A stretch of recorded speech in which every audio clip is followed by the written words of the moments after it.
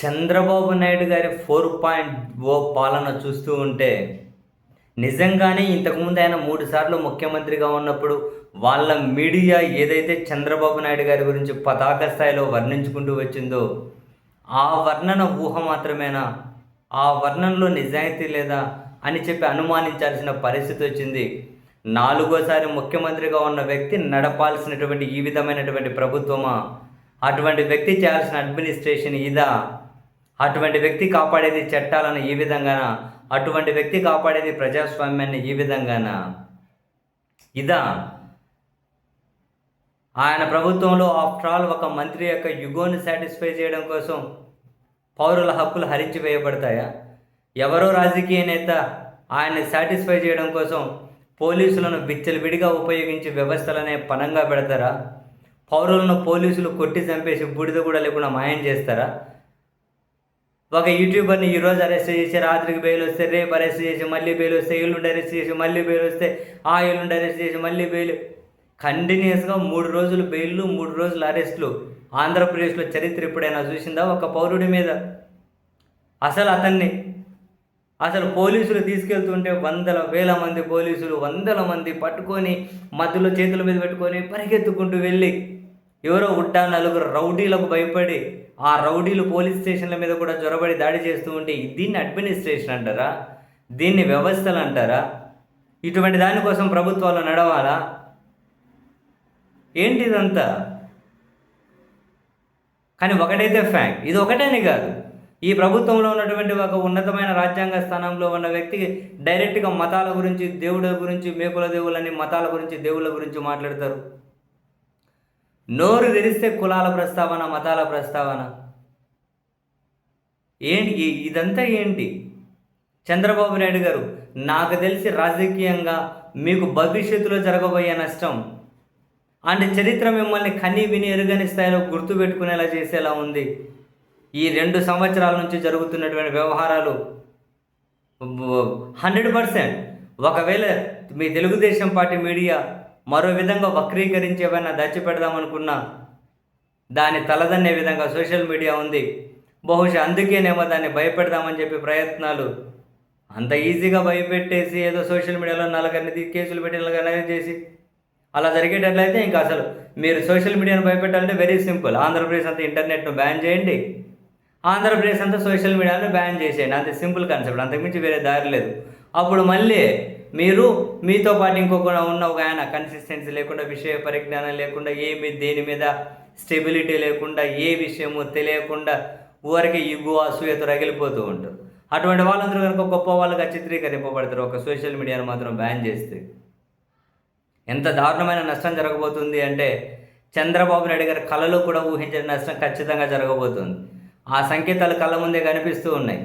ఒక ఆయన ఆ ప్రభుత్వంలో కీలకంగా ఉన్న ఆయన మాకు అసలు దళితులు ఓట్లే వద్దు అంటారు, ఇంకో మతం పేరు చెప్పి ఆ ఓట్లే వద్దు అంటారు. దళితుల్లో, మైనారిటీల్లో, గిరిజనుల్లో, కింది స్థాయి వర్గాల్లో ఏ స్థాయి భయం నెలకొని ఉంటుంది ఇట్లాంటివన్నీ ఆ ఓట్లే వద్దు అంటారు. అలా మాట్లాడే ఆయనకు పోయేది ఏమీ లేదు. ఒకవేళ నెక్స్ట్ ప్రభుత్వం లేకపోయినా ఆయన హైదరాబాద్లో కాకుండా చివరికి ఢిల్లీలో అయినా కూర్చొని ఏదో కింద చెట్టు కింద పంచాయతీలో రచ్చబండలు పెట్టుకుని ఏదో ఓపికనంత వరకు మాట్లాడుతూ పోతుంటారు. ఆయనకు వచ్చే నష్టము కష్టము ఏమీ ఉండదు. అండ్ ఇంకా అసలు సోషల్ మీడియా అది మాట్లాడేది ఇది మాట్లాడదు అని చెప్పి నోరు మాట్లాడిన మాటకు తాను చెప్పిన నీతికి పూర్తిగా విరుద్ధంగా ప్రవర్తించే ఒక అతను ఆయనకు పోయేదేముంది? అంటే మళ్ళీ ఇంకో దగ్గర పోయి సినిమాలు చేసుకుంటారు. మళ్ళీ అక్కడికి ఆయనకు పోయి ఆయన నమ్ముకున్న వాళ్ళు ఏందో ఏడో దగ్గర పడబోసుకుంటారు, అక్కడ చెల్ల చెదరైపోతారు ఉన్న నలుగురు. వాళ్ళకు పోయేదేముంది? వాళ్ళకు పోయేదేం లేదు. ఏదో లేక తెలుగుదేశం పార్టీ ప్రధాన కారణంగా ఏదో అధికారం ఉంది, అధికారంలో భాగస్వాములు వచ్చి ఇంకా ఫుల్ చెలరైపోతూ ఉన్నారు. పోయిందంటే వాళ్ళకు పోయేదేమీ లేదు.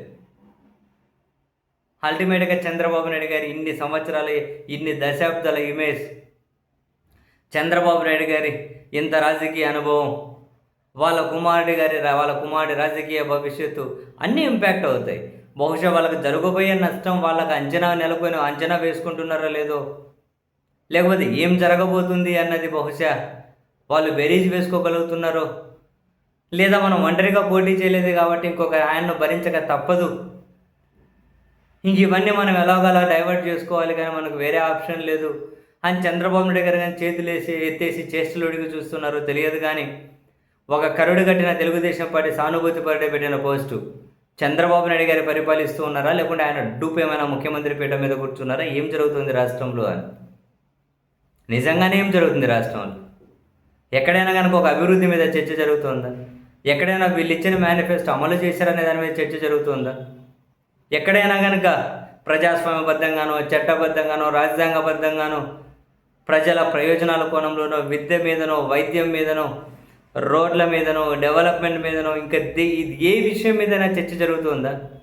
నోరు ధరిస్తే ఈ సోషల్ మీడియాలో పోస్టులు ఆయన పెట్టు, ఈడబెట్టు, ఆడబెట్టి, ఈయనకి జైలుకు పంపు, వానికి జైలుకు పంపు, అది ఈ పౌరుని తీసుకొచ్చి పోలీసులు కొట్టారు, చంపేశారు, ఆడికి జైలు వేశారు, ఈడ నిర్బంధించారు. ఇదేనా ఇంకా రాష్ట్రం అంటే? ఇది తప్ప వేరే చర్చే వద్దా?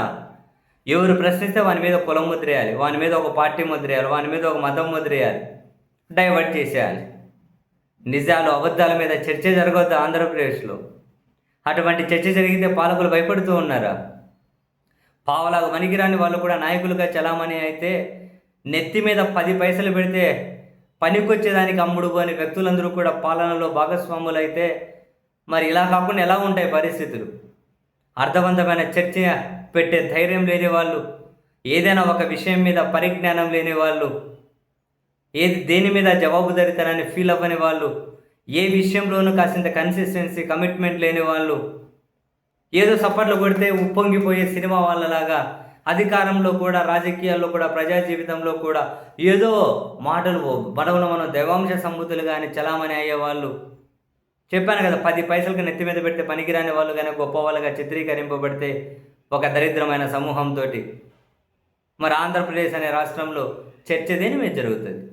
విద్య మీద ఎట్లా చర్చ జరుగుతుంది? వైద్యం మీద ఎట్లా చర్చ జరుగుతుంది? ప్రజల ప్రయోజనాల కోణం మీద ఎట్లా చర్చ జరుగుతుంది? బాబా ప్రకటన స్వేచ్ఛ మీద చర్చ ఎట్లా జరుగుతుంది?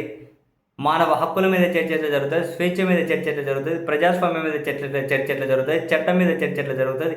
రాజ్యాంగం మీద చర్చ ఎట్లా జరుగుతుంది? ఎంత ప్రమాదకరమైనటువంటి దిశగా తీసుకెళ్తూ ఉన్నారు. ఆయన చంద్రబాబు నాయుడు గారిని ఈ విధంగా అసలు ఊహించను కూడా ఊహించలేదు. చంద్రబాబు నాయుడు గారి నాయకత్వం ఇలా ఉంటుందా? ఇదే చంద్రబాబు నాయుడు గారి గురించేనా ఇంత గొప్పగా చిత్రీకరింపబడింది? ఇదే చంద్రబాబు నాయుడు గారి గురించేనా ఇప్పటికీ కనుక విజనరీ అని చెప్పి ప్రొజెక్ట్ చేస్తూ ఉంటారు? దేన్ని చూసి విజనరీ అనాలి నాకు అర్థం కావట్లేదు. ఇంత దారుణమైన సిస్టమ్లు నడుస్తాయి ఎక్కడైనా? ఇంత దారుణమైనటువంటి వ్యవస్థలు ఈ విధంగా బాబోయ్ కని విని ఎరుగని స్థాయిలో ఇప్పుడు తాత్కాలికంగా కొందరు ఈగోయిస్టులు ఏమైనా కనుక సంతృప్తితో ఏమన్నా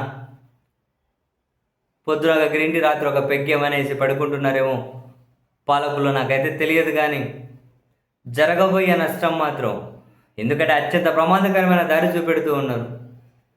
దారిని వచ్చేవాళ్ళు కూడా ఫాలో అయితే ఏమవ్వాలి? అసలు ఏం చేద్దాం అనుకుంటున్నారు రాష్ట్రాన్ని? అసలు చంద్రబాబు నాయుడు గారి పెద్దరికం ఎక్కడికి పోయింది అనేది ప్రశ్న. 4.5 దశాబ్దాల రాజకీయ అనుభవం ఎక్కడికి పోయింది అనేది ప్రశ్న. 4వసారి ముఖ్యమంత్రి అనే ఆ బ్రాండ్ ఇమేజ్ ఎక్కడికి పోయింది అన్నది ప్రశ్న. అడ్మినిస్ట్రేషన్లో చంద్రబాబు గారు తోపు అన్న ప్రచారం ఎక్కడికి పోయింది అన్నది ప్రశ్న. అసలు రాష్ట్రాన్ని ఎక్కడికి తీసుకెళ్ళి వదిలేద్దాం అనుకుంటున్నారు అన్నది ప్రశ్న. Not at all fair sir, not at all fair.